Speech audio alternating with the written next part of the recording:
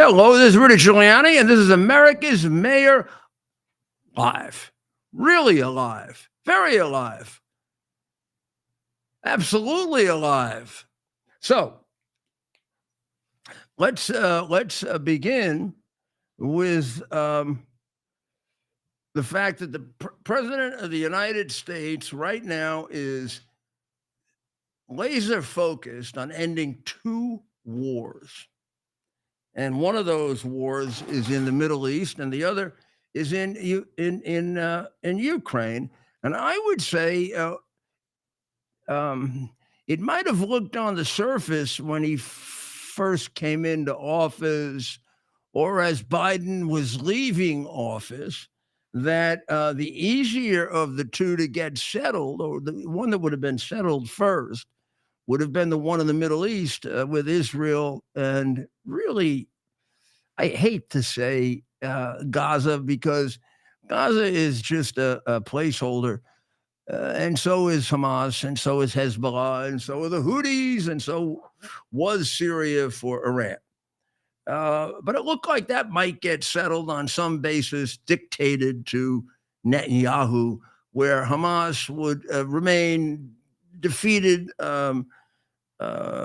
decimated to some extent, but able to come back and fight another day, which means come back and terrorize another day. And it looked like the war in Ukraine was just never going to end. I mean, too much money to spread around to end that war. And the game that the Biden administration played with that war is about as cynical as you can get. And I don't know exactly what their end goal was, or what their closing was going to be, how they were going to end it. It seemed like a war without end. I mean, it got settled into that about 6 months into it, and it's remained that way since then.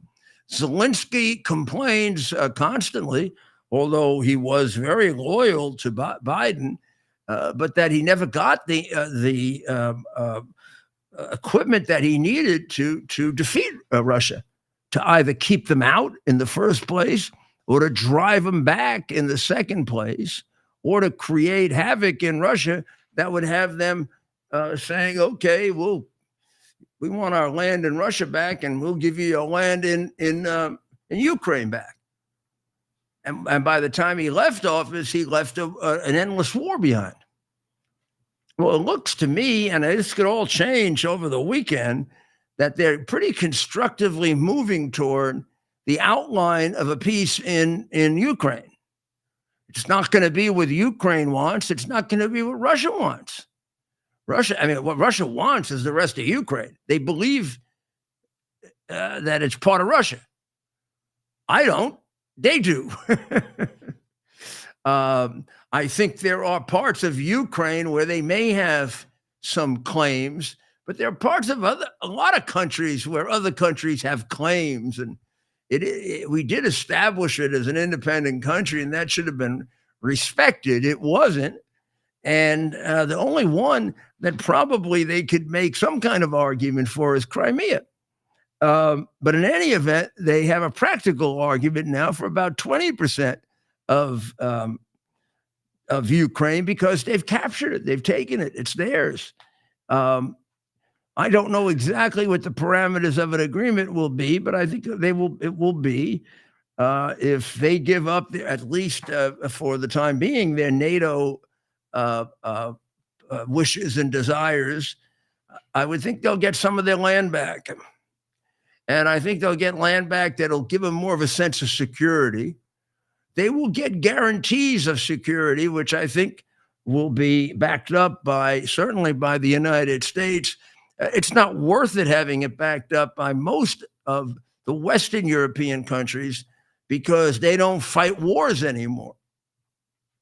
Oh, man, I'd love to have it backed up by Poland and Lithuania and Latvia and the Czech Republic and the places that have lived through communism. And I'd take one from Italy now with Giorgia Meloni there.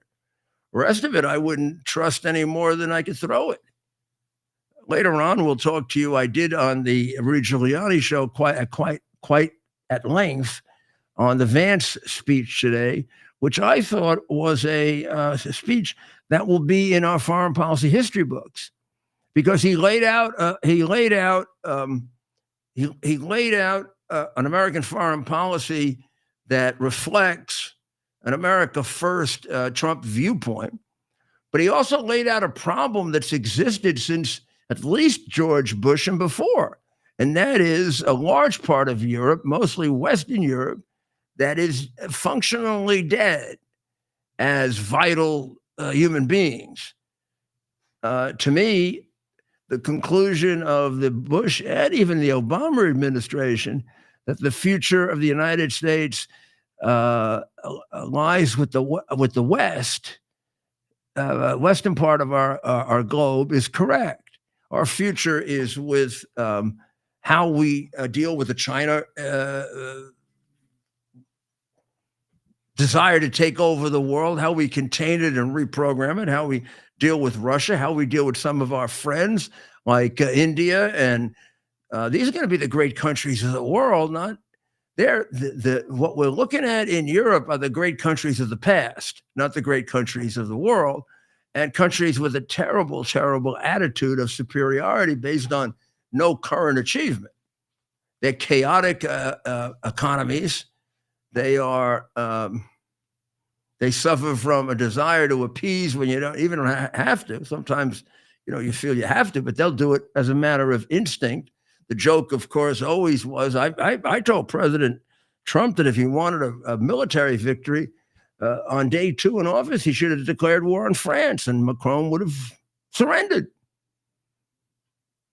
I mean, you do know when they contribute troops to a war, the troops don't fight. That is true of a lot of the Western European countries and their contribution to NATO. So you can imagine what that does. You can imagine what that does to the morale of the military there. You come back and 3 of your buddies are shot, and the French are filing their nails. I believe that's part of what occasioned the brilliant, courageous speech of J.D. Vance today that really was a milestone in our saying to them, we defend you, not because there's some thing written somewhere that we defend you to defend democracy. And yeah, it used to be that way, but I don't know. I mean, you put an old guy in jail or old woman in jail in England and a few different parts of England because they're praying outside of an abortion clinic. Not interfering, they're praying. That doesn't sound much like a country that shares the same values of individual freedom that we do. So, and then there's one example after another that we're on a different, where we see this very differently. And this is not, how to put up traffic signs. This goes to the nature of what a country is all about. So this is a chance to get ourselves all on the same page. And I'm afraid to my European friends that this has got to be on tough terms, but Trump terms. So I think some of that will get ironed out this weekend in Munich and the other places they're going to be meeting. And also, there are now already going on negotiations with Russia and with Ukraine, I think, going back and forth. I don't believe they're together. Putin and Zelensky worked together during the conference, I believe, today. Although I didn't see pictures. I didn't see pictures of it, but I'm sure there are. So, the relationship now between Putin, the relationship between Trump and Putin, Trump and Zelensky, is really going to determine just how quickly we can get this done. Meaning, does Putin have something in his pocket to try to ameliorate this to get it over with. I think being realistic, they're going to have to keep Crimea, which is not such an injustice, and other parts of Ukraine, not all, hopefully, not all that they've captured, and that is not justice. That's a complete injustice. That what they did was an international crime in entering, and the reality is, though, that possession is 9/10 of the law, as the Israelis make clear to the Arabs, and second, particularly if they try to kill you in order to get that. In the case of Israel, Israel had to fight a defensive war to protect its borders, and then when those borders were protected, were forced to give back a good deal of it. I don't think that's in the cards with Putin, but I do think he will give back enough territory so that the people who work in agriculture and other things are going to be able to survive and maintain their freedom and dignity. Similarly, Ukraine has to be defended. It needs obligations of defense so it isn't just taken over one day by Russia, which it fears. Russians may say unjustly, but when people have a fear like that, you don't dissuade it easily, except with very, very practical suggestions and contributions. So we'll have to see how that plays itself out. I'm sure they're ready for it. They're ready to bow. Will it be sincere? You only find out afterwards. It'll be as sincere as it takes them to put together an army that they think could take it. The present, I do not believe that if, God forbid, we had to go to war with them, they would come away with parts of Israel or parts of the Middle East or whatever. I think they would be, if we had to go to war with them, they'd be soundly defeated right now. We are battle tested from one war after another, and they are battle inexperienced. I don't know if they had too many that have been in any battle except maybe in Afghanistan. But it's a relatively small number in relation to what you would need to fight a war against China or their allies. So that's why we have to be there with them. But at the same time, we have a right to tell them we're not happy with the way they're operating, since this is supposed to be a treaty between democracies. And it's hard to qualify America as a democracy throughout the 1920s. It is now, and we will strive to make it even more that way. And we really look forward to being able to deal, to deal with this in the kind of honest way that Vance has. What Vance has said today is things that have been said behind the back of Europe over and over and over again, including by people far more liberal than him. So we're going to take a break, and as soon as we finish those messages, we'll be right back with you. Here we are, pretty much at the beginning of the process here at this pristine, I call it a laboratory. It's not like a factory, it's like a hospital. This is the beginning of the process for roasting. Deep grain, very good quality. Most people don't use this quality. We deal with small farmers because they like to know who we're dealing with. They give us the highest quality, all organic, non-GMO. You should know all Arabica beans, no Robusto, all Arabica. They're going to go into the roaster, and it'll get roasted for about 20 minutes or so.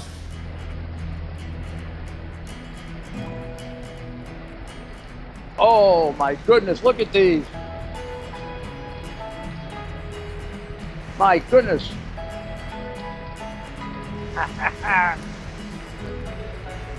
You're going to want to specially order these.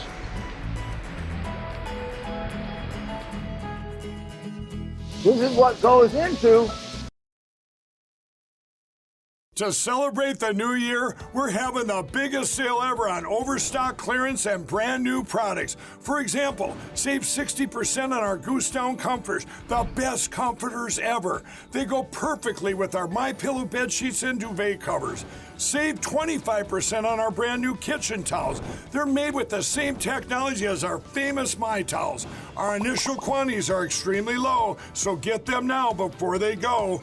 Our seasonal flannel sheets are finally in. You save up to 50% and they sell out fast every year, so order now. They're truly the best flannel sheets you'll ever sleep on. Or save up to 80% on all our clearance items. And this is where it gets even better. For a limited time, your entire order ships absolutely free. So go to mypillow.com or call the number on your screen. Use that promo code to get deep discounts on all MyPillow products. And for a limited time, your order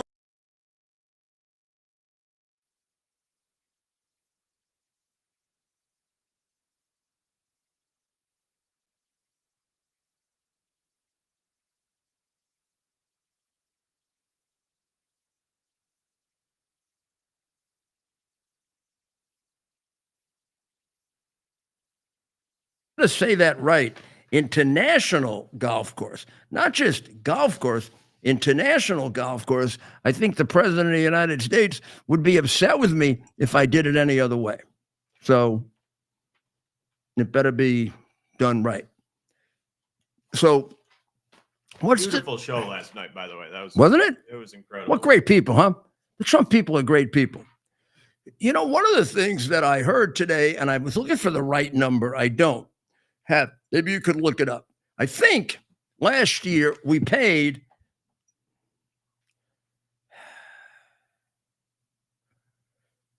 I know we collected and we paid, I think I'm going to guess at this. Because I want to show you this tariff thing that it's just ridiculous. It's so obvious. Can you read that? We paid about 320 to 350 billion in taxes. We received only about 57, 58 billion in taxes. That's a hell of a difference, huh? You think maybe that is not fair trade?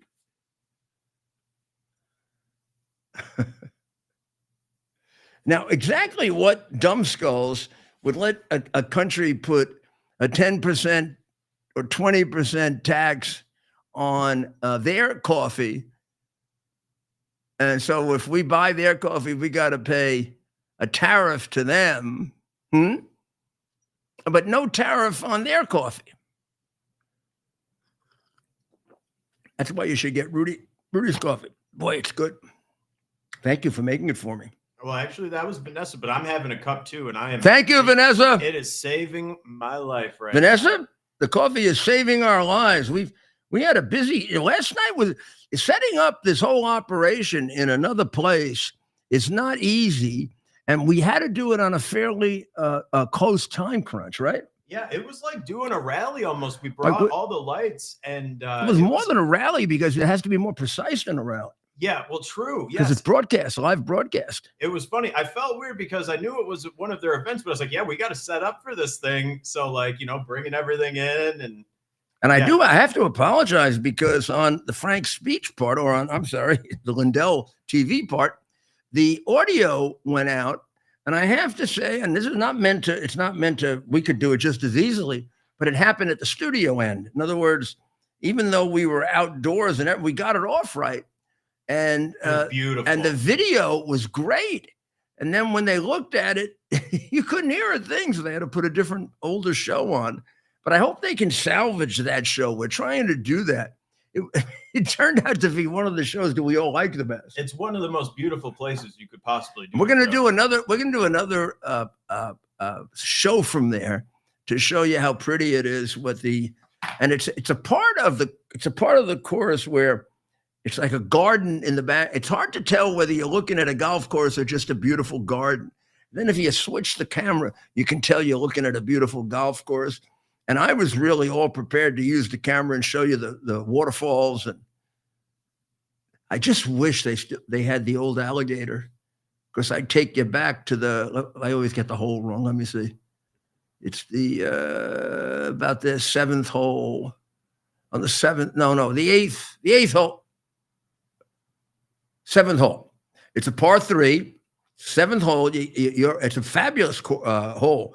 You're up like on a real elevation, right? Below you is the green. Not far away, depending on where you're hitting it, maybe 120 to 200. But you got to go over a body of water. And all you have is a green and a teeny fairway and water. So you can hit it short. So to avoid hitting it short, you hit it harder. Then it goes over the backside. And then God forbid you get a slice, you're in the water on, if you're a righty, you're in the water on that side. And if you get a draw, which is usually more controlled, you may stay on, but you get, your heart's in your mouth while you watch it edge toward the water. If you get it on, you got a chance of a birdie or a par. If you get it off, you're looking at a 5 or a 6. So it's one of those holes that can break your score or make it. So I'm telling you all that because as you go up to this hole, you have to walk over a bridge, whether you're using a cart or not. You have to walk over the bridge. And starting at about 2:00 in the afternoon, for years, there was an alligator at the base of that bridge. He'd come and sun himself. And I watched him grow up. He started about this big. Baby alligator, child alligator. They let him get over 12 feet. Now, don't tell anybody, but Florida says you got to remove him at 9. But nobody knew that. And all the members loved to go watch him until one day he chased a member, and that was the end of it. And they had to get him out. Now, we do have another alligator there, but it's hard to find him. And the other one was like, he was reliable as clockwork. We could have come like yesterday when we were there at 4 or 5 o'clock. We could have taken a little time off, gone out to the hole. We could have shot all kinds of pictures of him. Now, he might have come and eaten us, but hopefully not. So can you imagine, though, we pay $320 in $320 billion in tariffs. We only get $52 billion back. Okay, so I think it's around 77 if we're talking about the 2024 fiscal year. 77 we collected? Yes, sir. Well, all right, okay. Preliminary research suggests that. Okay, well, they did say 57 on one of the stations today, but 77 is okay. And what did we? No, that's the other number. That's what we collected, right? I can't figure out the paid yet, and I think that it's probably just a more diffuse, number. Well, it's got to. I mean, because the U.S. doesn't actually pay the tariff necessarily. No, but it ends up on our balance of trade. Yes. It ends up on our imbalance of trade. We have an imbalance of trade with every country. I don't think there's any place where we make any money. So Trump, I thought, explained it yesterday and today. He's going to have to keep doing it because they're going to keep wanting to misstate it. That he is not. How do you object to a reciprocal tariff? If France is making us pay 20% tariff on all cigars, let's say, we buy from Paris, then shouldn't they pay 20% more on all cigars they buy from America? Yes. And by the way, free trade, which they try and propagate as a liberal or conservative or notion, which sounds great. But free trade, even in Adam Smith's theory, free trade presumes fair trade, which means that there aren't any conditions or prices that favor them or you, and you get to trade based on the value of your product and how cheaply or expensively or quality or you can make it. Well, that's totally thrown off where you add 20% to one product and take it away from the other. So when they use the word Trump is against free trade, if they have a 20% tariff and you don't have a tariff, that's unfair trade. And most of the time, with people we want to trade with, they're gonna. If we move our tariff up, they'll move it up. It'll be reciprocal. And in many cases, if they know that our tariff comes down, if their tariff comes down, we may well see a reduction in tariffs or elimination of tariffs, which, as Trump said, would be his goal, if that could happen. So I wish that explains it a little bit better to you, rather than the way in which they try so hard to make it, just completely sound completely ridiculous. So I think we should make it clear that everybody is now through, except for Cash. Yes, sir. Cash is through the committee. I had hoped that they'd vote on him today. He is through the committee. Well, see, and that's at the cabinet level, right? Like we still have to fill a lot. Oh, of positions. My goodness! Fill a lot of positions. You think of there are 194 United States attorneys. They got to get filled, and they better fill that one in the Southern District of New York, because the person quit in a completely phony act. Boy, is that phony. I mean, we might as well go through that one right now, the Adams situation, because the Adams situation is a typical, the liars can say anything they want and it's accepted.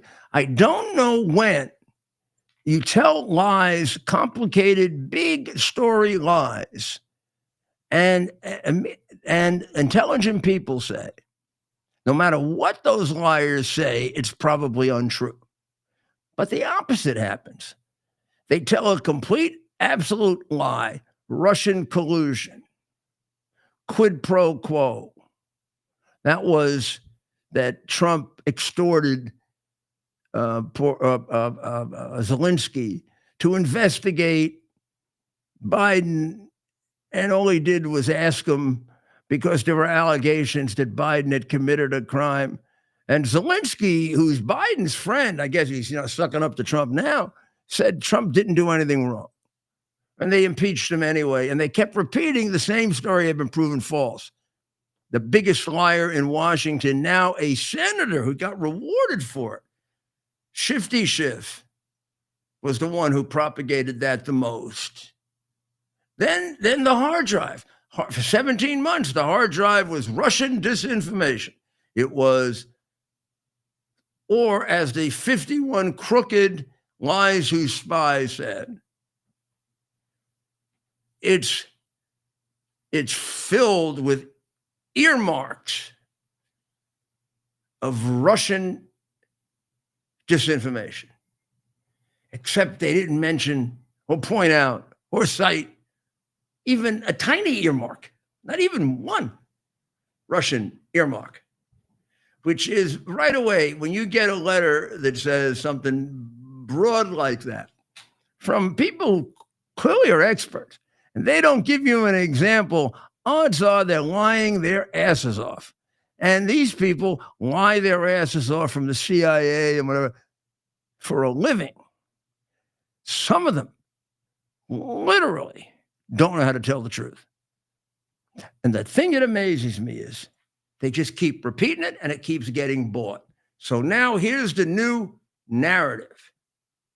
All last year, if Trump got elected, he was going to take away your democracy. He was going to punish his enemies. Now, meanwhile, they were in the process of having taken away your democracy.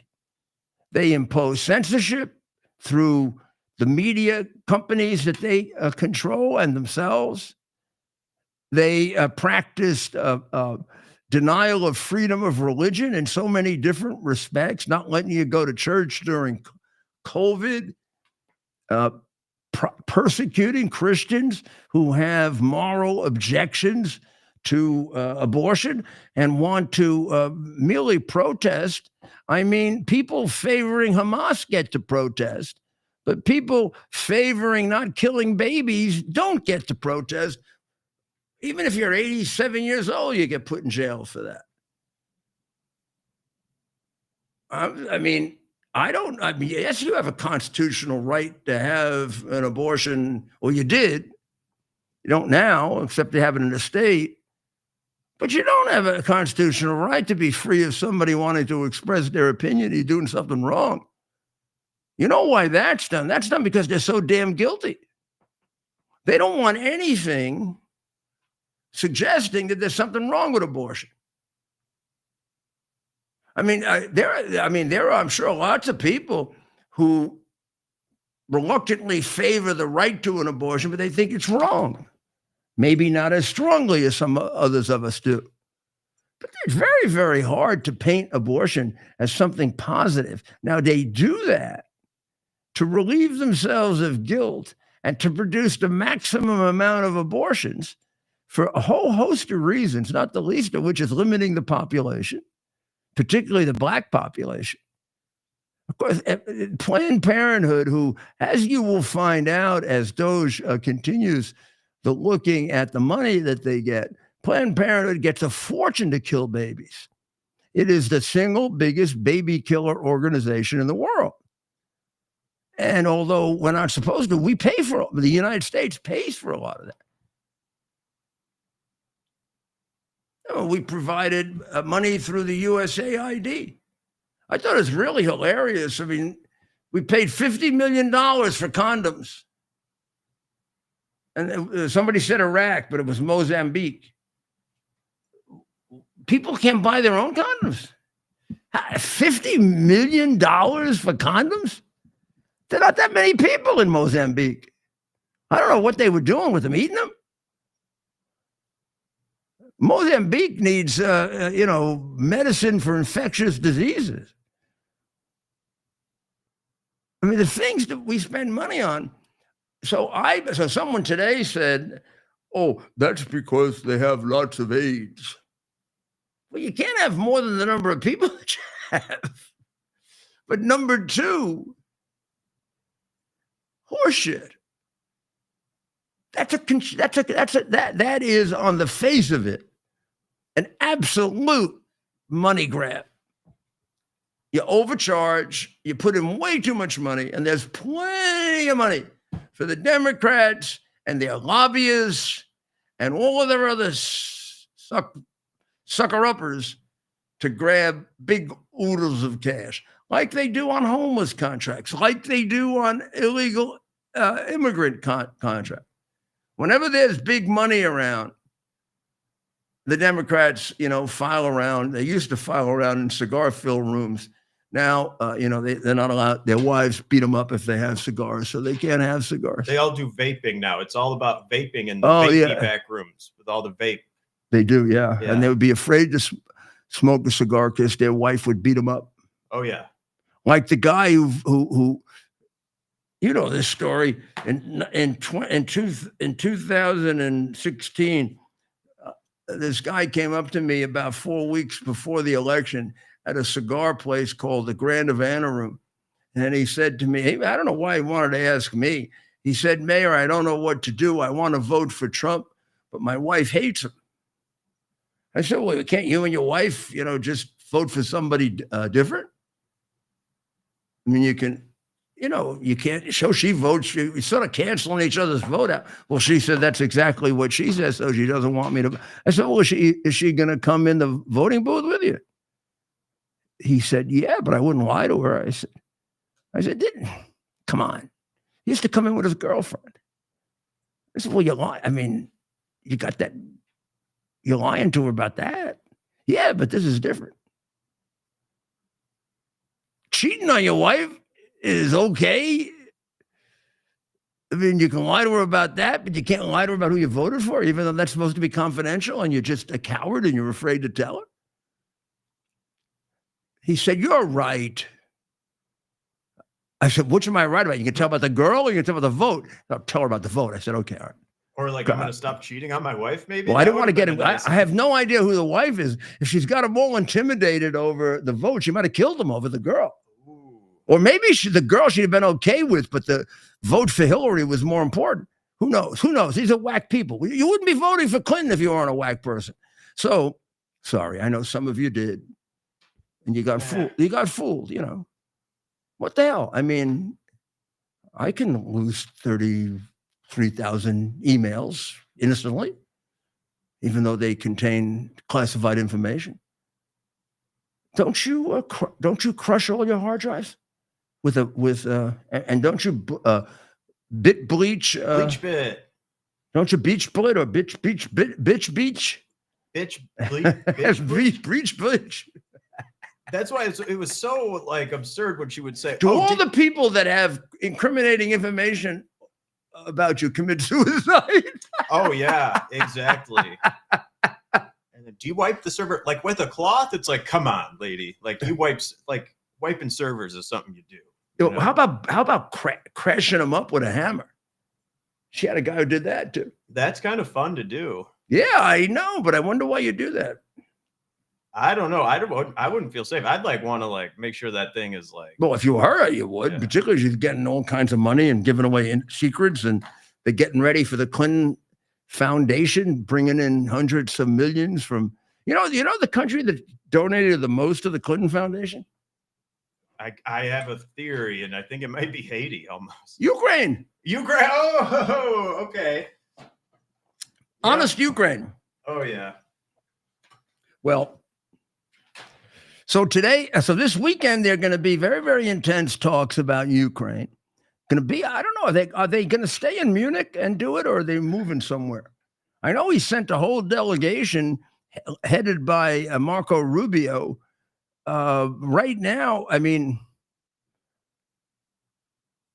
I don't know where they're having the meetings, to tell you the truth. They were having a security conference in Munich.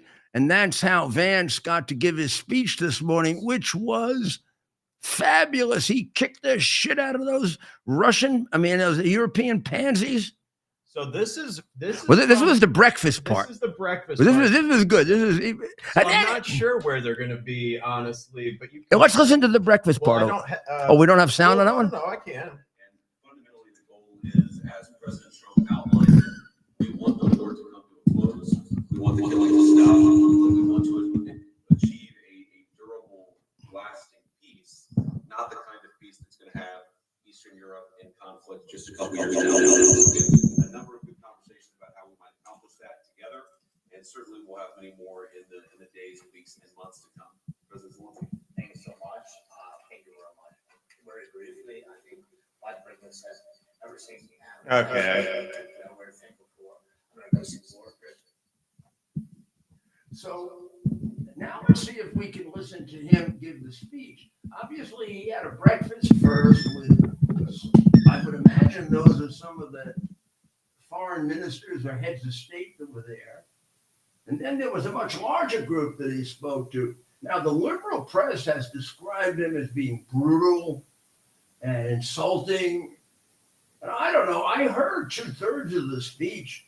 It was delivered in a very respectful, although very strong. His opinions were very strong. And if you know European fancy pants, it was obviously going to shake them up because it talked about principle and doing the right thing and standing up to bullies. And I mean, these are places where in all capital letters, you have appeasement, you have corruption, you have wokeness, you have political correctness, and what you don't ever have is principle. And that went out somewhere around, I don't know, maybe the wars. I mean, except I'm going to exempt Eastern Europe because they are still enormously appreciative of the freedom that they didn't have for 70 years because of the communist infiltration of Western Europe and the United States, and therefore convincing Roosevelt to give that part of the world away to Uncle Joe, known to him as Uncle Joe, known to us as Joe the Slaughterer, Joe the communist, atheistic, animal, homicidal maniac.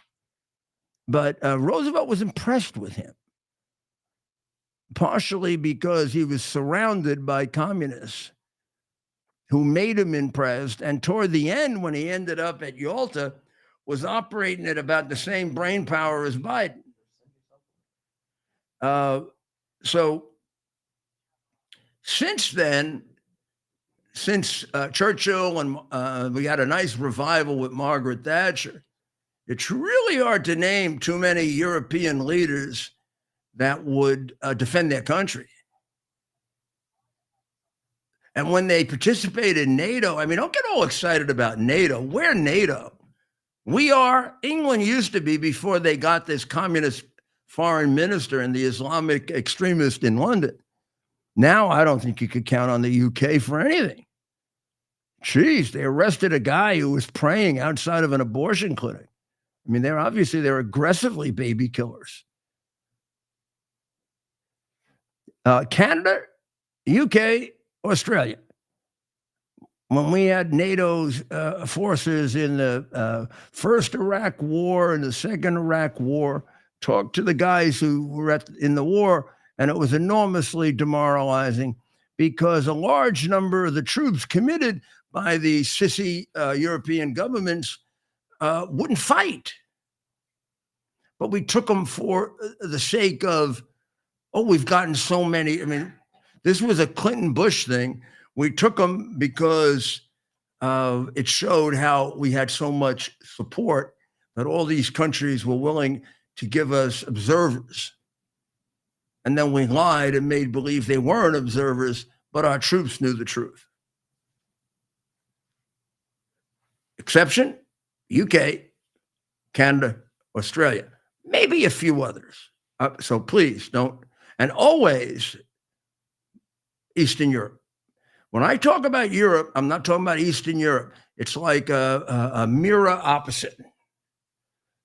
They got courage, Europe is afraid. They won't appease, Europe will appease when it doesn't have to. They will not do crazy, silly, gender changing nuttiness or embrace the weirdest, like we don't know the difference between men and women and that kind of stuff. Western Europe will invent it. And not only embrace it, they'll invent it, particularly some of those Scandinavian countries. Although I got to tell you, on that gender stuff, they're getting scared. They're imposing laws that we're afraid to impose. In England, now I got to take one step back here. In England, you can't do a gender change until you're either over 18 or 21, even with your parents' permission, because they deem it you're too irresponsible and not able to embrace yet what the consequences of the change are. Man, that's pretty good, huh? So, but what he's saying really has more to do to war and peace and our ability to defend ourselves. I mean, how many allies do we really have? I mean, we got Israel now. I mean, gee, thanks God we have Israel. And I tell you one thing, they're not a bunch of lily-livered cowards and peaceniks and appeasers and crazy idiots who dress up like clowns and smoke all kinds of crappy stuff that makes you nuts. And Israel has single-handedly beaten the living daylights out of 1, 2, 3 Iranian surrogates, and they're doing a pretty good job of scaring the hell out of Iran. We had a couple more Israels, we wouldn't have to worry. And that's what he's trying to create. He's trying to create a couple more Israels. You're not going to get it by going through the Clinton, Bush, Obama, Biden. Be nice to them when they're screwing the hell out of your people. So he's trying to get them. He's trying to get 2% out of them. You know, when he came in, Germany was paying less than 0.25%, freeloaders. Nobody was paying the 2%, but the Eastern European countries. When he walked into his first meeting, I know this story, you'll love it. This was sort of like June of 2017. He walked into a meeting of all these fancy pants and, big shots and with their limousines out there. And if it's wintertime, the limousines keep warm and change the climate. That's what Al Gore says. It changes the climate. So they're out there with their limousines, have to stay warm so that when Angela Merkel comes in, she's not like cold. God forbid Angela should be cold. So they're all together for the meeting. And Trump comes in 15 minutes late. Merkel, figuring she can put one over on him, says, Mr. President, I know you're new, but everybody else makes it a point to be on time. Trump looked at her without batting an eyelash and said, well, Angela, I don't have to be on time because I'm paying for this. And then he turned to the prime minister, I believe, of Albania. And he said, your little Albania, what do you pay? He says, Mr. President, I'm afraid to say we only pay 1.8%, but we're going to get to 2%. He said, well, that's a lot better than them. They pay less than 0.25%. Angela, don't you have the best economy in Europe? Didn't I read that somewhere? You were bragging that your economy is better than Albania, right? What are you, a freeloader? When did Germans become freeloaders? I have a German background. I never taught to be a freeloader. He just laid around and they were laughing at her like crazy. That's why she loved him so much. But you know where Angela now is? She's collecting food stamps somewhere. They kicked her out when she let in all the Islamic extremist terrorist migrants who had taken over Germany. In England, they got a gang, sort of like a Trendiragua gang, except it's been around for 15 years. And they go into the poorer parts of England, London, etc., Manchester, whatever, and they find the poorest British girls, and they beat them up, take them, and use them for what they want to use them for. It's a very, very well-organized group, which they must have Soros prosecutors there, which they're not prosecuted because it might be Islamophobic to prosecute them. This is present-day Europe. Sound familiar? This is who Vance was talking to, but he was talking to them straight. 2002, George Bush told me and a group of people having lunch with him after one of his first in-depth meetings with Europe, I would say, to shorten the conversation, we can't count on them. They're afraid and something like their history rather than the future. Future is with the eastern part of the world, with China, India, Africa, the Gulf states, Europe. They're working on what they did in 1066. And really, they're working on it only for tourists, not to inspire them to fight for liberty and freedom. Let sucker America do that. Let all those animals in America who are not as sophisticated as we are do that. After all, they did it for us in the World War. They wouldn't have beaten Germany, even with Russia. They wouldn't have beaten Germany. Wouldn't have happened. If Hitler could have kept it a one-front war just against Russia, he probably would have beaten Russia too. I mean, Russia beat them, and it's wonderful that they did, but Russia lost half its country doing it. I mean, Germany was this close to winning. If they didn't, one of the things that Hitler had to do is pull almost 1 million troops out of Russia to fight the Battle of the Bulge, because we came to the German borders so quickly. We almost lost the Battle of the Bulge, because Hitler pulled off that brilliant. And that is what helped Stalin not only defeating him and keeping him out of Russia, yes, But being able to push through Eastern Europe came about because we deflected 1 million of his troops to come and stop us because they were so damn afraid that Eisenhower would be in Berlin by Christmas. Instead, they got Patton, who came up the other way and had to sit outside of Berlin so that Roosevelt could keep his promise to the communist Stalin to get his piece of Europe so he could enslave them for the next 4 or 5 decades. And that came about from the atheistic communists that were around Roosevelt, who was increasingly weak-minded as he lasted as president, to the point where when he was the altar, he didn't know what the hell he was doing.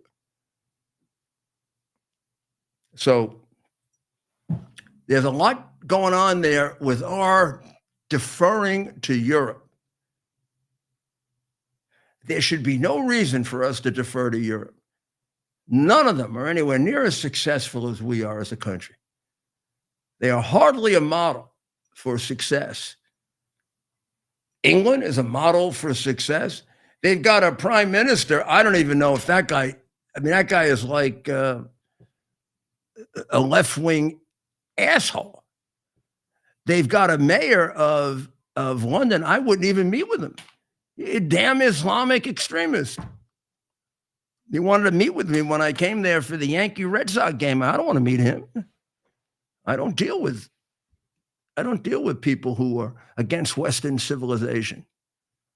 Western civilization, they don't even believe in it anymore, except as a way to get your money as tourists. Their universities are like ours. So Vance put this all to them today and basically said in a very nice way, not in the way The Guardian, which is one of their left-wing communist rags that constantly ask for donations. Yeah, you should send them donations. Send them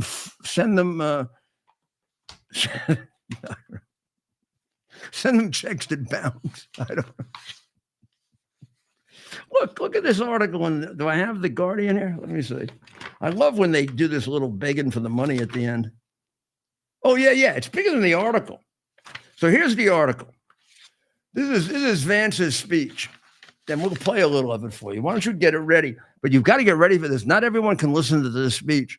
This is a brutal ideological. Vance today conducted a brutal ideological assault on Europe.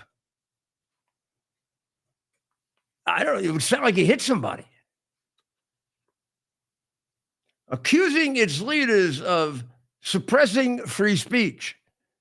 They do through their ministries of disinformation. Yeah, and exactly what they do. Failing to halt illegal immigration. They're overwhelmed with it. They're going to become Islamic countries pretty soon. England and France, if you know anybody there who's got common sense, they're afraid out of their minds.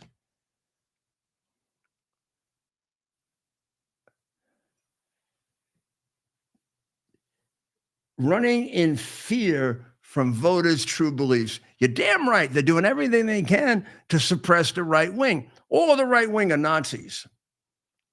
Except they're the ones who use Nazi practices, like prosecuting people for things they didn't do, like trying to eliminate the opposition parties, like putting the opposition in jail.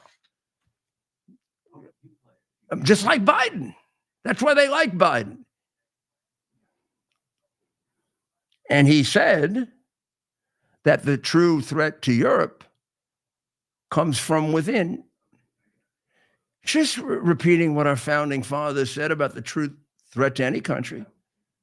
Gee, nobody condemned Madison, Jefferson, and Hamilton for saying that.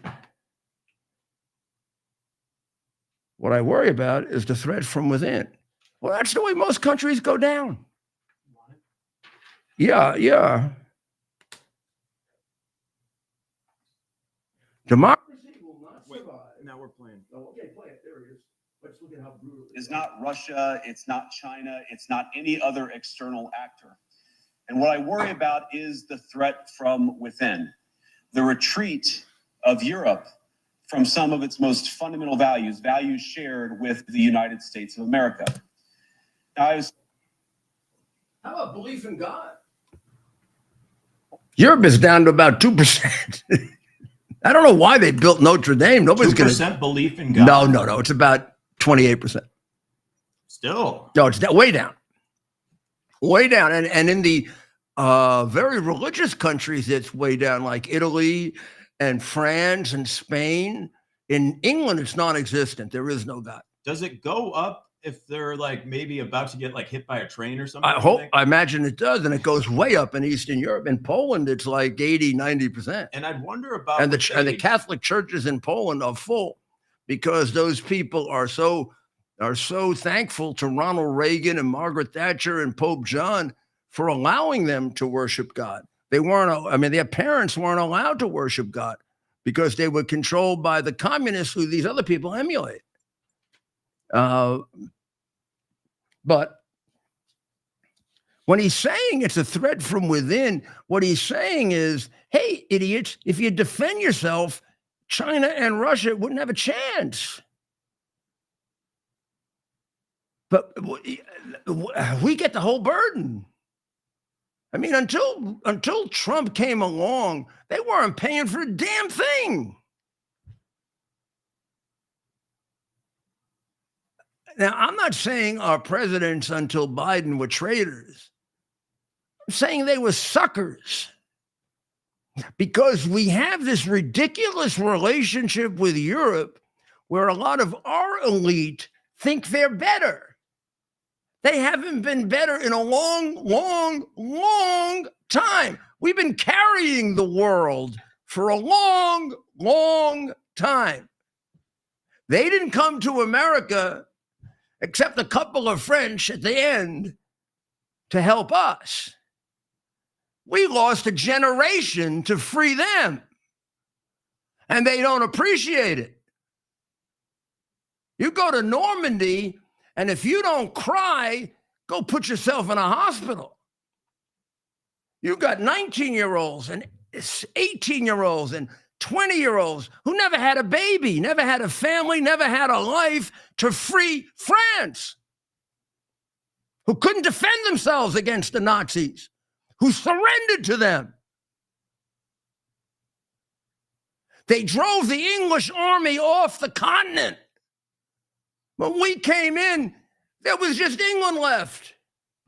And don't tell me Russia won the war.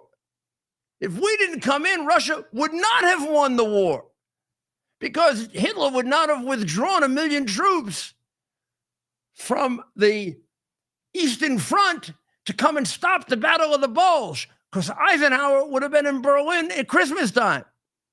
But he got surprised. But he had a general in reserve who turned out to be the only general the Germans distrusted, but we didn't use him because Washington wouldn't allow Eisenhower to use him because they were more worried about political correctness than saving the lives of our soldiers. That's Roosevelt. Patton.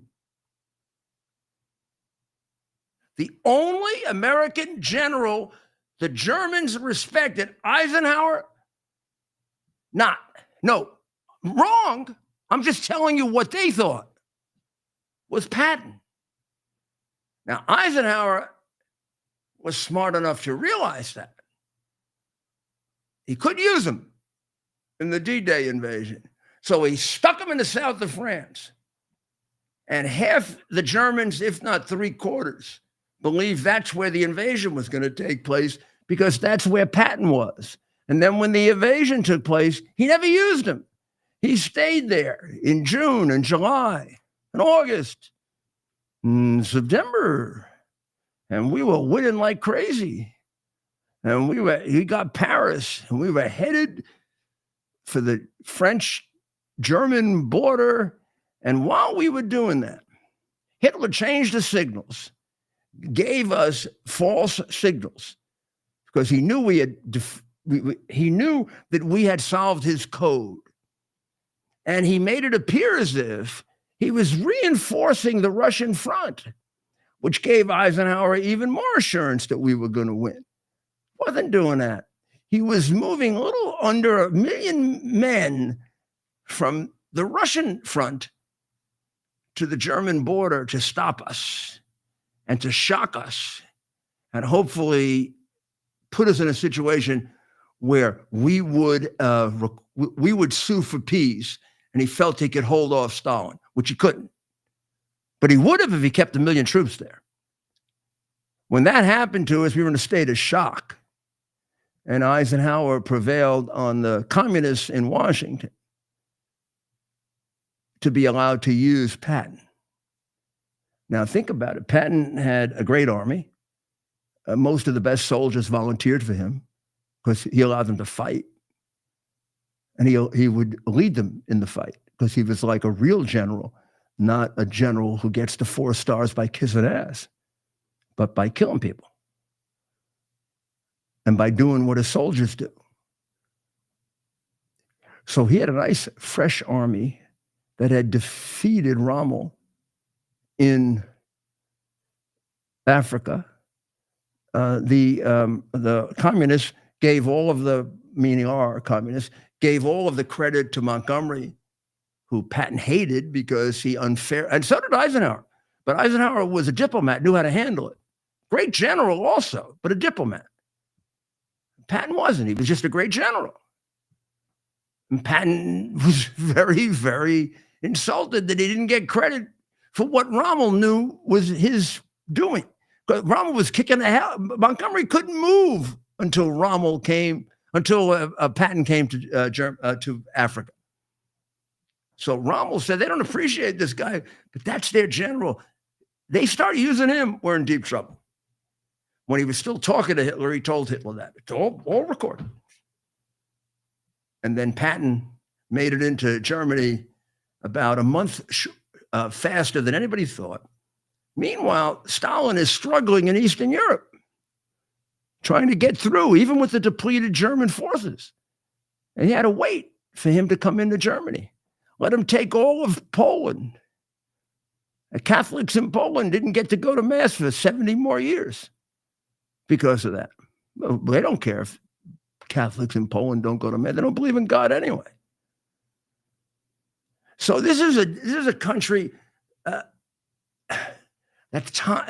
Western Europe, unless they'll listen to Vance and revive, is over. It's a great story of the past. We want a future, we're going to have to get control of the East. And that's what Vance is telling them. And Vance is telling them, for your own good, damn it, grow a pair of balls, huh? You're a bunch of cowards. You don't even fight. You're not going to fight for your freedom. I don't know. We'll try, but it's getting tougher. I mean, we lost two different generations for you in the past. We're entitled to a little more participation by you. And God damn it, we're entitled to more respect. Because you wouldn't be around if it was. You'd all be speaking German if it wasn't for us. I mean, we wouldn't. They never would have captured us. They weren't going to come across the sea and capture us. Our ability to innovate, we could beat the whole world.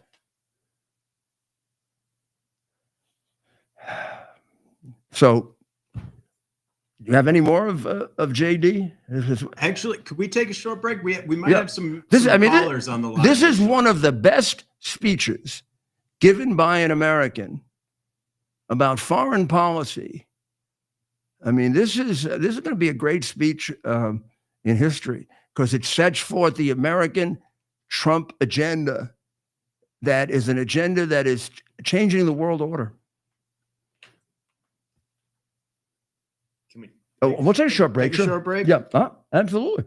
Are you ready for some action? I'm ready for action. Get the Elite TV plan only through the portal. 218 channels, and it's only $69.95 a month. Wow. Including your free portal. That's cheaper than everyone else. Your favorite sports, movies, news, even daytime dramas. We're talking about ESPN, OAN, Newsmax, channels you can't get anymore in certain areas. Compared to the competition, this is a way better deal. Endless selection. Not to mention all the free music channels. There's over 700 premium and classic movies all ready to go. Wow. Plus, they got catch-up TV that allows you to go back and watch what you've missed or want to watch again. Cut your cable in half and get twice as much for free. Way more channels for half the cost. After the first year, the subscription then drops to $57.95 monthly, where you change or upgrade anytime. Go to QUXNow.com and get yours today. Use promo code RUDY. Act fast. The Tunnel to Towers Foundation delivers on its promise to do good and never forget the sacrifices America's greatest heroes have made for us. Heroes who risked their lives to keep our communities and our country safe. Heroes like United States Marine Corps Captain and pilot John Jeremy Sachs. Captain Sachs sustained fatal injuries when his military aircraft crashed during training, killing him and 5 other service members. He's remembered by loved ones as courageous, brilliant, and devoted to his career, family, and friends. John is survived by his wife, Amber, who gave birth to their second daughter 3 months after his death. Tunnel to Towers paid the mortgage on the family home for Amber and their 2 daughters. The foundation has helped over 1,000 military and first responder families navigate the worst of times by removing the burden of a mortgage payment. Our nation's heroes and their families need your help now more than ever. Donate $11 a month to Tunnel to Towers at T2T.org. T2T.org. That's T, the number 2T.org. T2T.org. Please.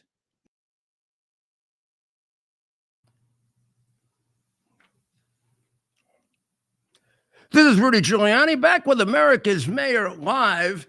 And very shortly, we're going to be hearing from our trusted colleague and your great friend, Ted, who is... We have him now. Who is in the middle of a snowstorm in the upper reaches or heading toward the upper reaches of Michigan. Look at that.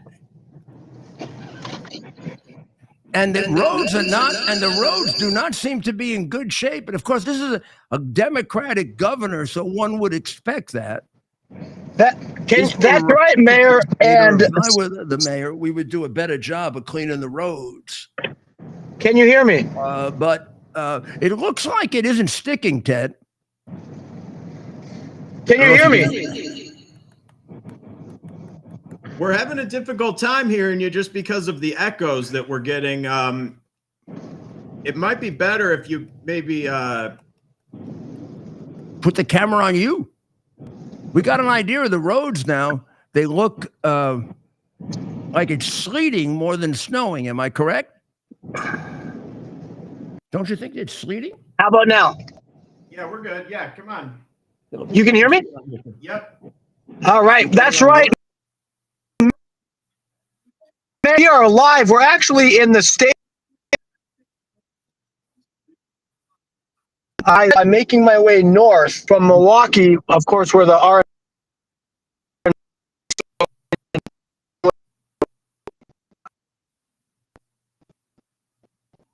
Oh, he's cutting out. You know, it almost look. What's that big red thing coming toward you?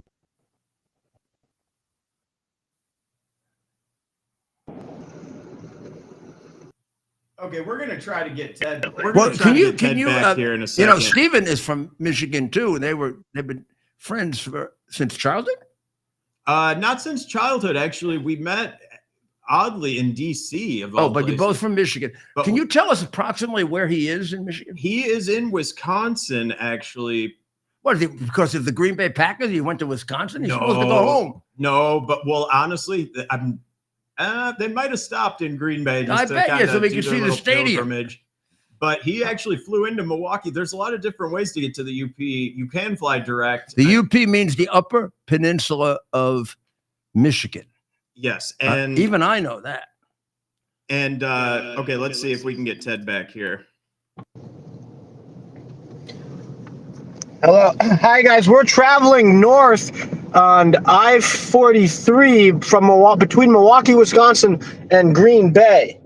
The conditions are worsening. I'm with a childhood friend, Cole, and we are making our way to Houghton from Milwaukee, Wisconsin. I-43? 43 north. 43 north. We had just left. We are exiting Milwaukee, making our way north towards Green Bay in the state of Wisconsin. The snow is coming down. Let's see if we can get to some. What state are you in? Put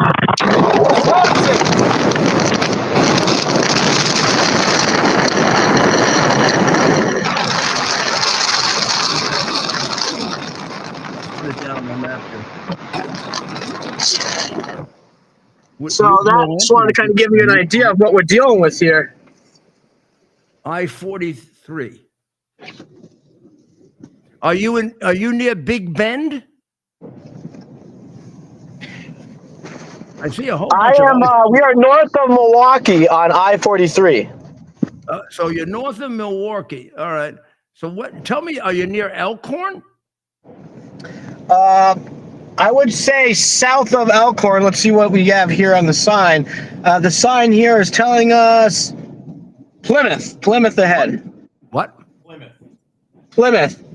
And we're actually passing McQuan Road on 43 North, just outside Milwaukee, making our way north on a very snowy night in the state of Wisconsin.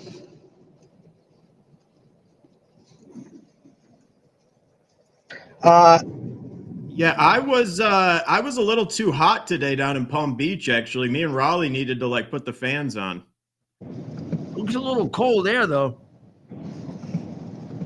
That's right. So we are traveling north on 43. There is a way to unmirror the camera, so we'll do that. But a lot of snowfall, and it's just an interesting contrast from what you're seeing down there. Okay. So you're headed up to out of Wisconsin. You're going north? We're going north on 43. We're going to continue north through Wisconsin, and you'll hit the Upper Peninsula of Michigan. And I'll continue north about 5 hours until you get to Houghton, Michigan, in the copper country. That's where I grew up, and of course, it's well known.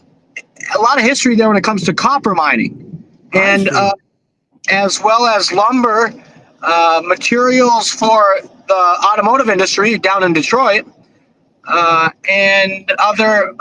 There's some iron mining up there. But a lot of history up there, about 120 years ago. Are you going to go past Oshkosh and Appleton? Much further than Oshkosh and Appleton, yes. We're going to continue. We're going to go north of there. That's right outside Green Bay, Wisconsin. Again, the snow is coming down hard for any of our viewers in the state of Wisconsin. Show them where you are. Now, if you look on the map, you see boys and girls where it says Oshkosh and Appleton and Green Bay. Are you going to go through Green Bay? Yes, we will. We will end up going through Green Bay, Wisconsin. First, we'll go through Oshkosh, Sheboygan. Anyone following along, we're going to go through Green Bay, Wisconsin, and continue north into Houghton. And that's the map right there. Yes. Peninsula. What town? Houghton. So look at Green Bay and then keep going north about 4 hours, directly north of the city. Do you go past Iron Mountain? We will go past Iron Mountain. That's I have family from Iron Mountain. Yes, sir. This is Trump country. On the map. These are very small towns, Mayor. Very different than New York. That's right, Spread Eagle, and then we'll continue north. We'll actually kind of zigzag between Michigan and Wisconsin. Yeah, right on the border. Right on the border. That's right. And conditions are worsening, I must tell you. I have an expert driver, my friend. We're knocking on wood. But he is a born and bred Youper from the copper country. So he is this is what he deals with every day. So what town do you end up in? Houghton, Michigan. Oh, it is up Keep there. going north. Keep going north, Mayor. Coal too, and Keep going north. Keep going. Much further than Republic. Yes, keep going north. There's how about Mount Kerwood? Keep going. No. Keep going north, Mayor. I'm going. Keep going. Going off the planet here. You gotta go. Keep going north and then go west a little. Mount there's a You're gonna want to American reservation there. You're gonna want to zoom that map out and go. Lancey Reservation. Yes, there's some Indian reservations up there. You'll want to go up, yep, and you'll want to go west. That's Baraga and Lawrence. We'll go through Baraga and Lawrence, but keep going north. Keep going. There it is. There's Houghton, Michigan. What about Traverse? That will be north of us. We're a little bit south of there. You just passed it. There it is. There's Houghton. Houghton? Is it Houghton? That's Houghton. Houghton, Michigan. That's Houghton. Spell it. Houghton. It looks like Houghton to me. There it is. Houghton. Yeah, it is. It's one of those things, right? And of course, the mayor is familiar with Houston Street in New York City. Yeah. It's right on the water. Which I was referring to as Houston Street, but you had corrected me. And it has a body of water going into Lake Superior. That's right. Lake Superior, the largest freshwater lake in the world by volume. Wow. And again, world famous for copper mining. And I'll make sure to take some pictures and videos, Mayor. That body of water is a man-made canal that was used to transport the copper. And actually, a lot of your neighbors probably down in Palm Beach and on the Upper East Side made a lot of money during the Gilded Age and the Industrial Revolution. So you're telling me that waterway, I don't know if people can see. Can you show them the map for a minute? So if you look at the map, you can see. I see the map. Yeah, I'm looking at the map. That is the Upper Peninsula. Again, we also want to give you guys some real good footage here of what we're looking at. That's north of and then you have a place called Boston up there. Yes, there's a Boston, Michigan, and there was a mine there. And then you have an airport there too. And you have a bridge. I see a bridge in the middle of, how does he call it, Hoagie? Yes, Houghton. And yeah, they actually put snow down on the bridge often for the snowmobiles to go through, and that's a big deal every year. Is there only one bridge? Is there only one bridge, Ted? I only see one bridge. Ted, do we got you still? Wow, I only see one bridge. Look at that. Well, I can't hear Ted right now. I wonder what the population is of how. What do you think? Well, it's a college town. I don't know if you know that Michigan Tech, one of the better engineering schools, is in Houghton. So actually, and they probably study a lot because they're freezing and they can't go out. Yep, and it's almost it's very male dominated. A lot of outdoor winter sports. They have some of the best cross country ski trails that I've ever skied myself. I love going up there. They got Michigan Tech hockey, a lot of saunas over, and then a large Finnish population right across the street in Hancock. It's like majority Finnish. Cole, who Ted is with right now, is Finnish, and I bet he could, if they got stuck, he could build a couple pairs of skis real quick for Ted and him, and they could ski out of there for sure. So look at that. Ted's in good hands. I don't know if we have Ted still, do we?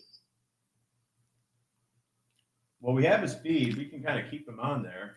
Well, I mean, it's amazing. Oh, I'm here, guys. So, but now you're you're much further south right now. We're much further south. We're just north of Milwaukee, and of course, with You've the been north of Milwaukee since you've been on. You must be further north by now. with the current conditions, again, we're making good headway, but we are, of course, dealing with traffic as we leave the metropolitan, the Milwaukee metro area. Are you up to West Bend yet? We are currently on I-43 northbound, passing. We are entering Grafton. Okay. You're also. Are you gonna go through Sheboygan, We will be going through Sheboygan, yes. or are you going up through Fond du Lac? Fond du Lac. Yeah.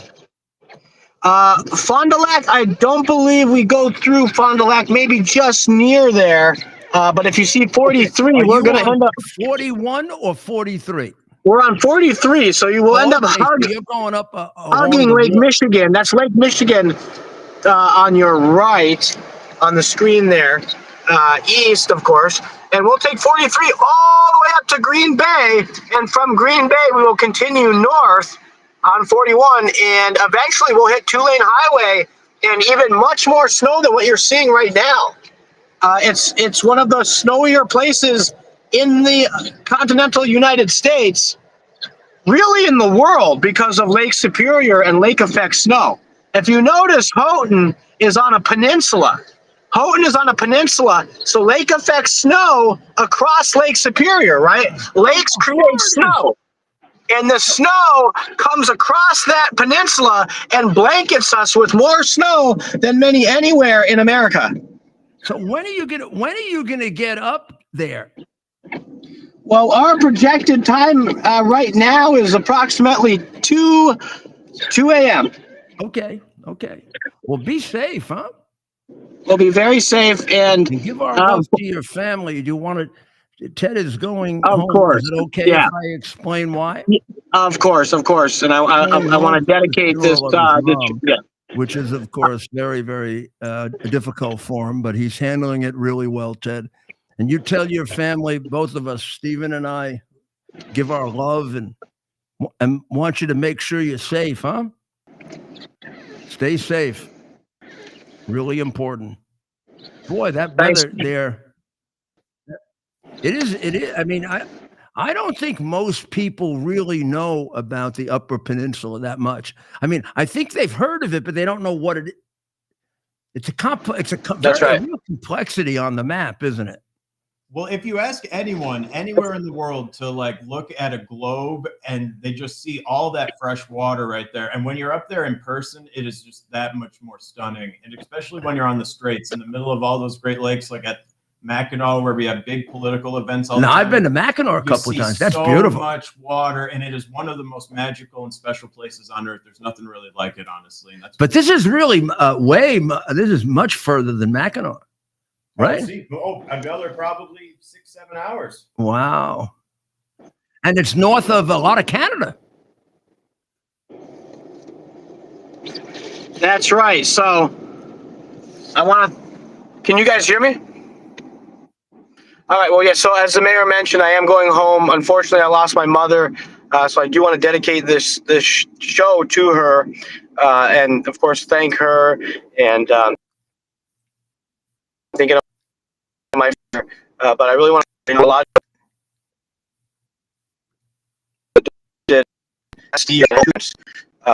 Well, you give.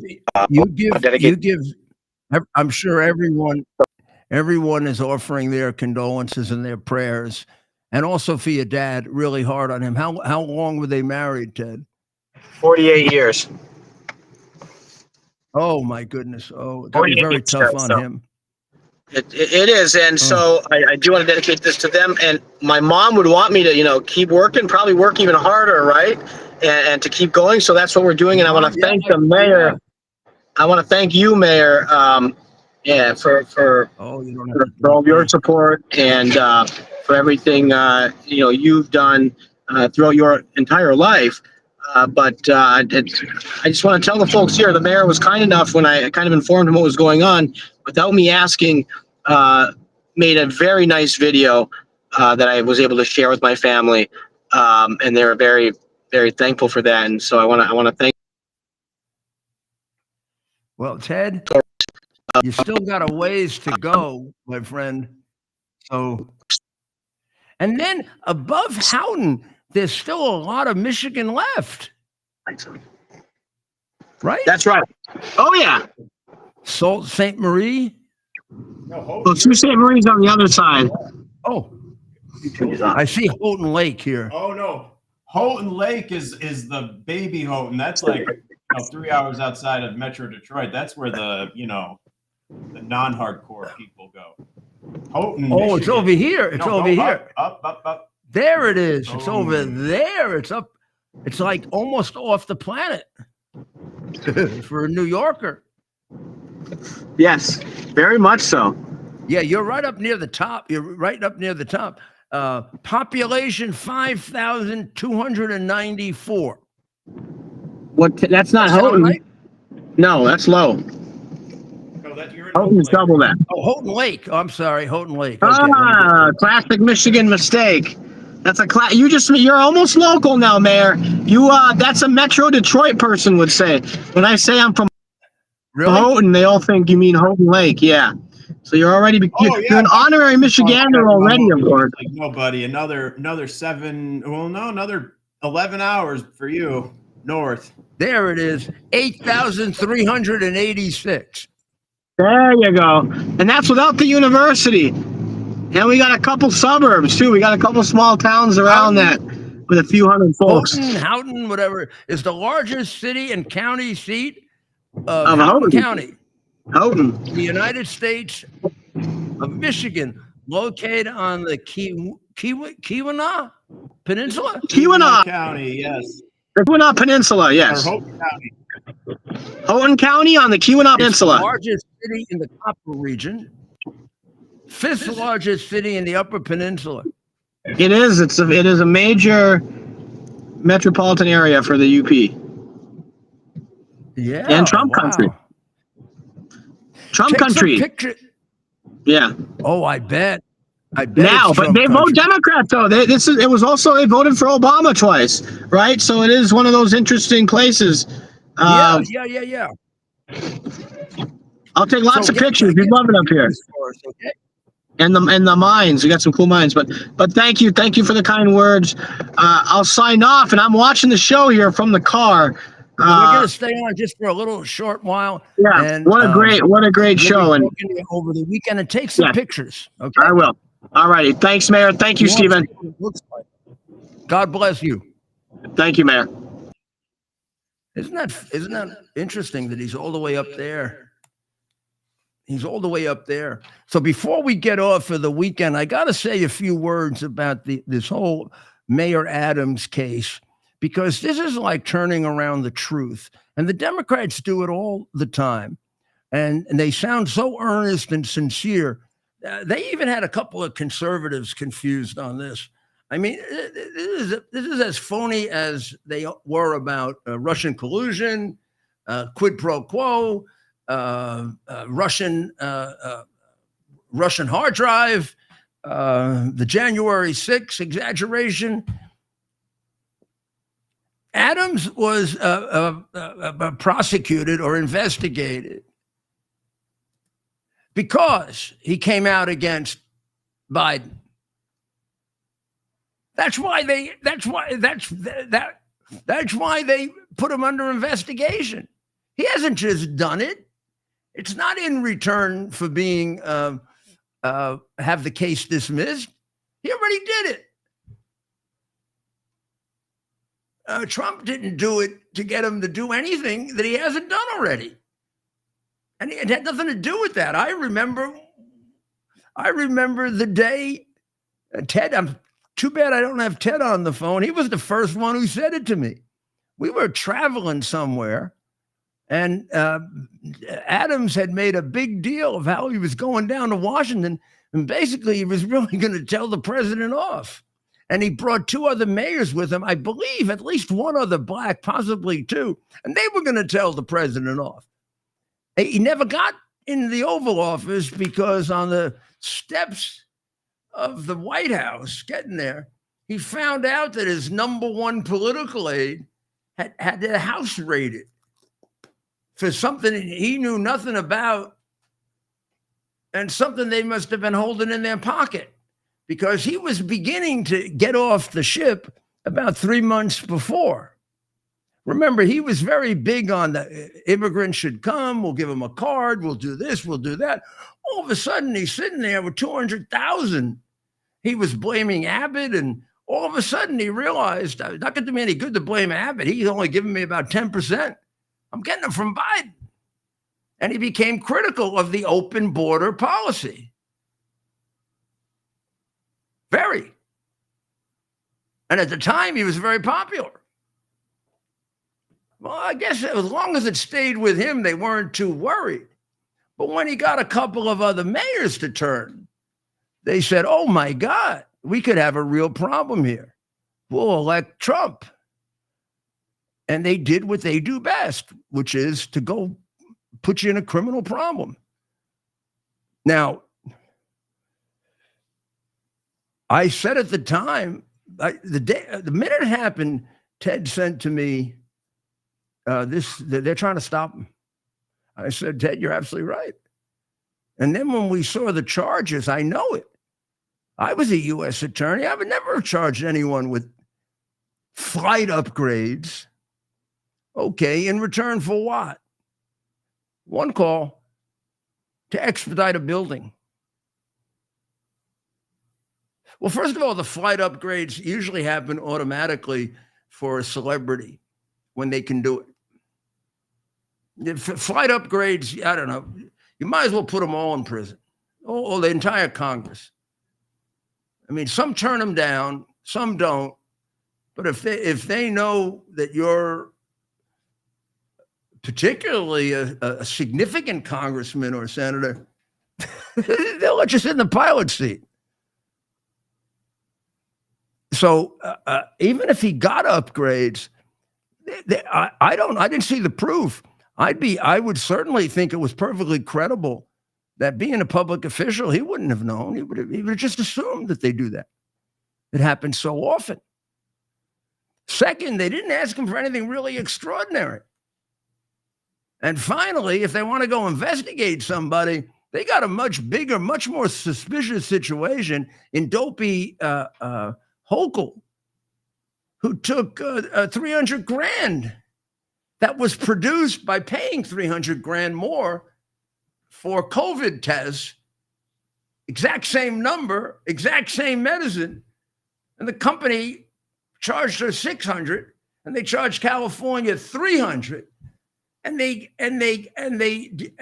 at exactly the same time, they made a $300,000 contribution to this pathetic candidate for governor, who was a local official who spent most of her time trying to angle and connive to build a stadium outside of Buffalo when everybody wanted it inside of Buffalo.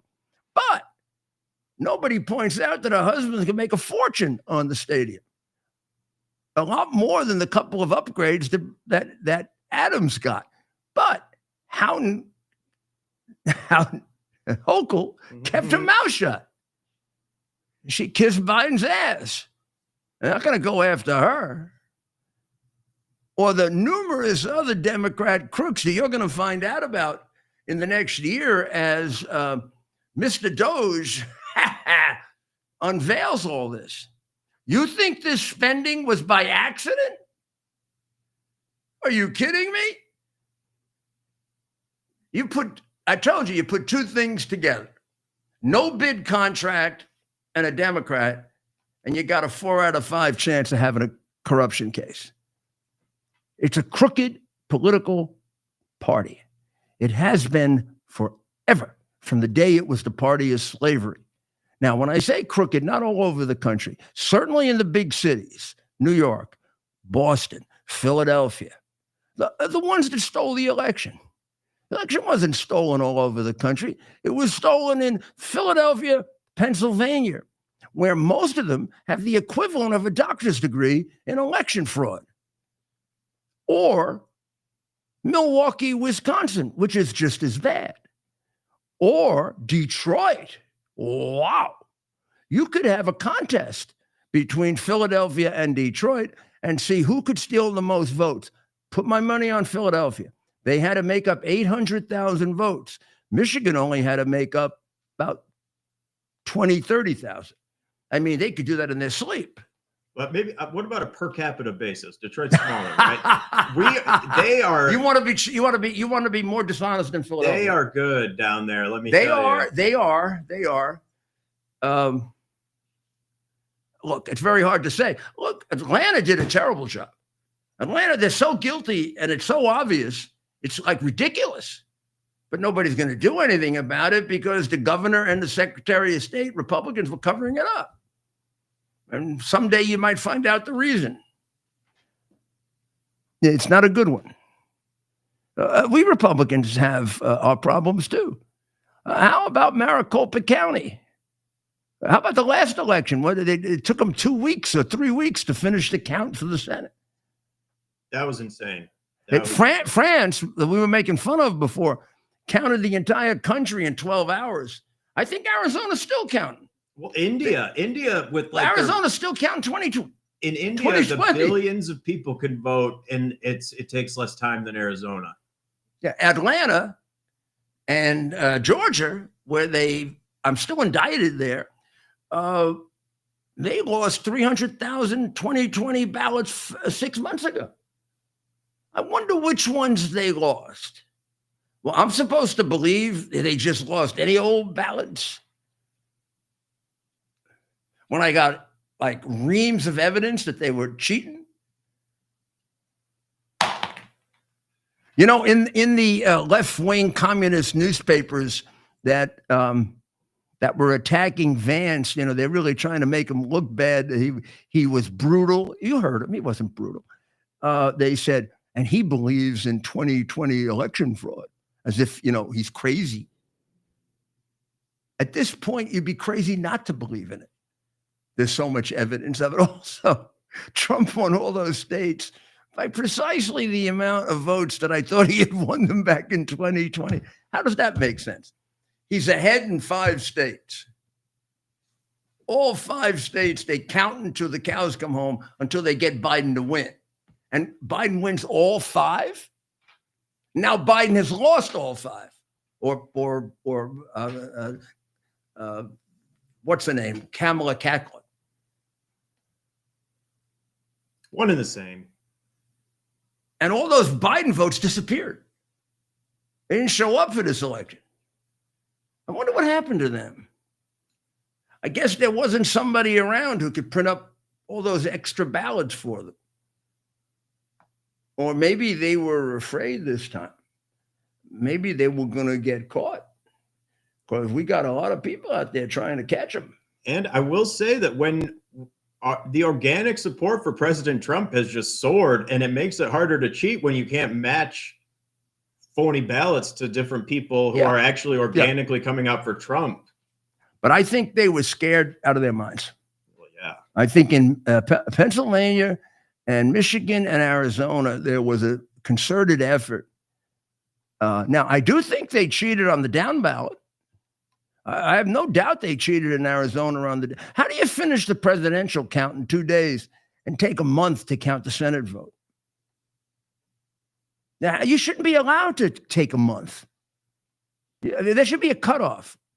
You know, at 9 o'clock in the morning after the election, that's it. You finish counting votes. Whatever you can get counted by then is counted. That's it. But then they can't cheat, though. Oh, gee. Well, then we wouldn't have Democrats in Congress. Yeah. They cannot win an election. Look at their position. I have a cartoon I want to show you. It summarizes everything really, really great. But this came out, and before we get off, I want to put it back on here. Where did it go? I got to find. Oh, here it is. Here we go. Let's see if we can get this right. before we go here. I want to show you this cartoon. It's worth it. It'll summarize the entire present position of the party of slavery.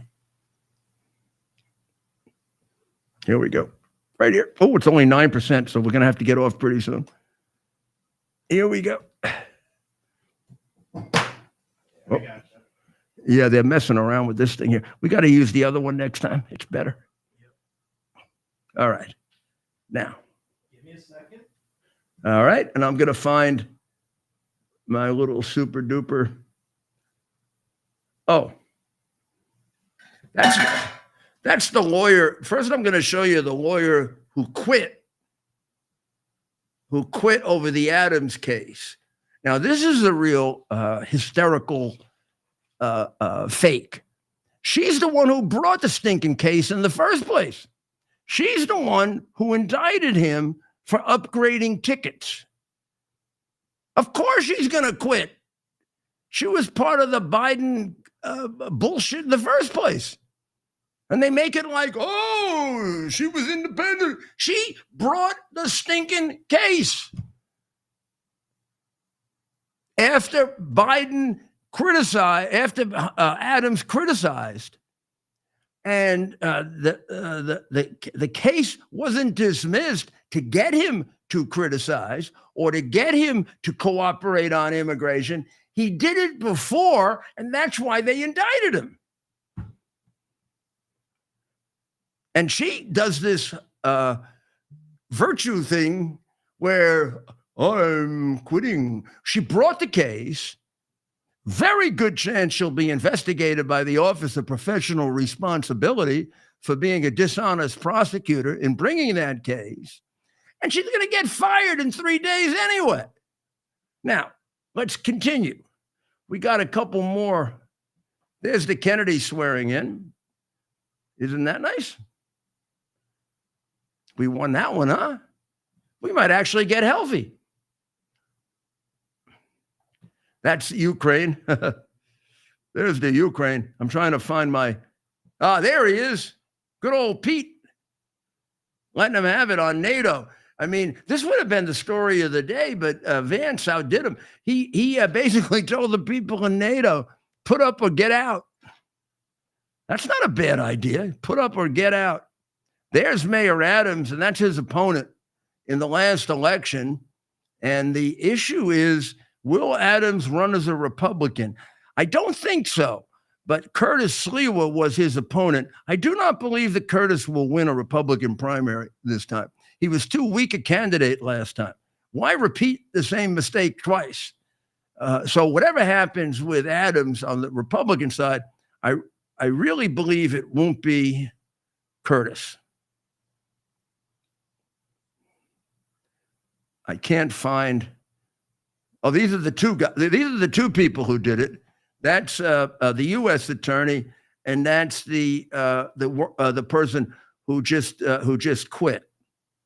She just decided to quit. Of course, she was getting that. That's me. That's me from the other night at the America First.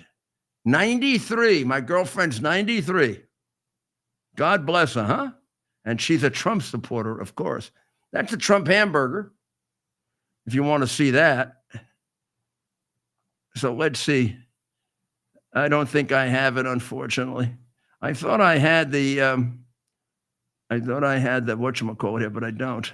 Well, we'll definitely find some clips, or maybe I'm looking for the cartoon, and there it is. Okay, good. Okay.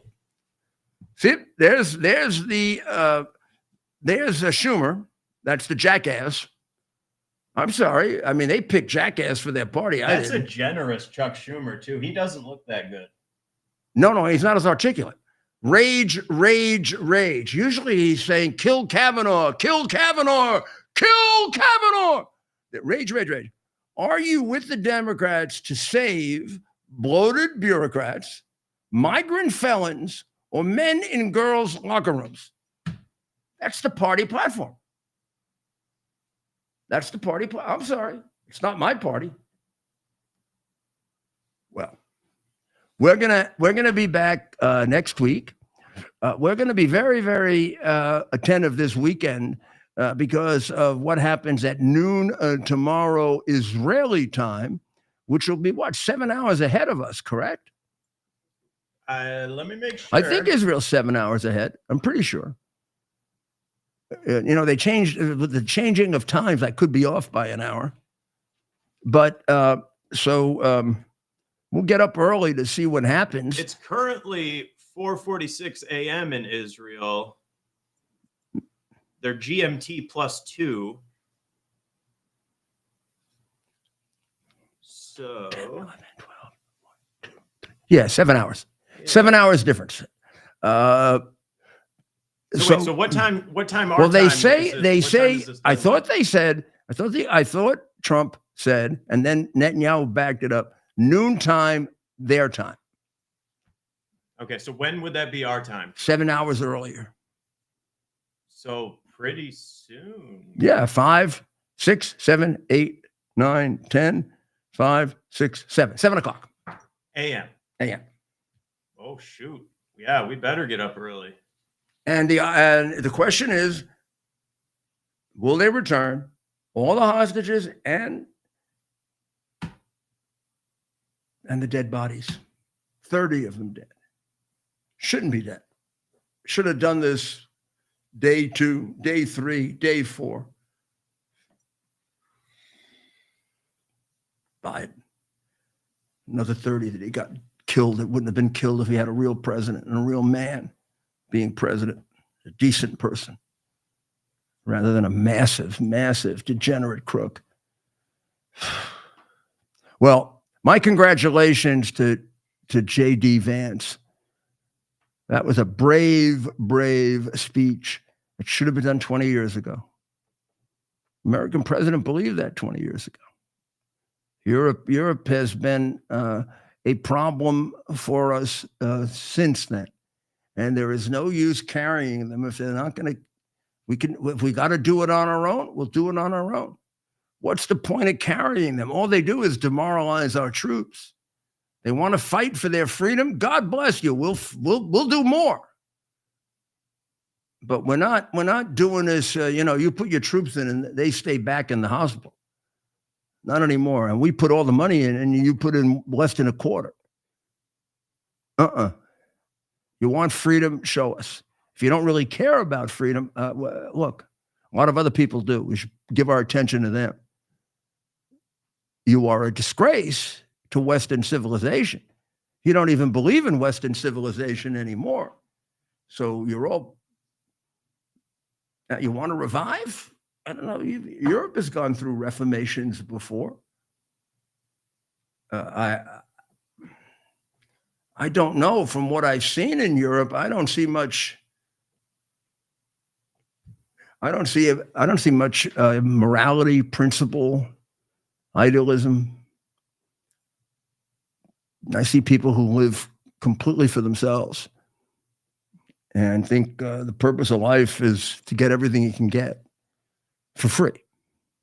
I mean, when I'm in France, the people are complaining that they may be, they wanted overtime to work over 30 or 35 hours a week.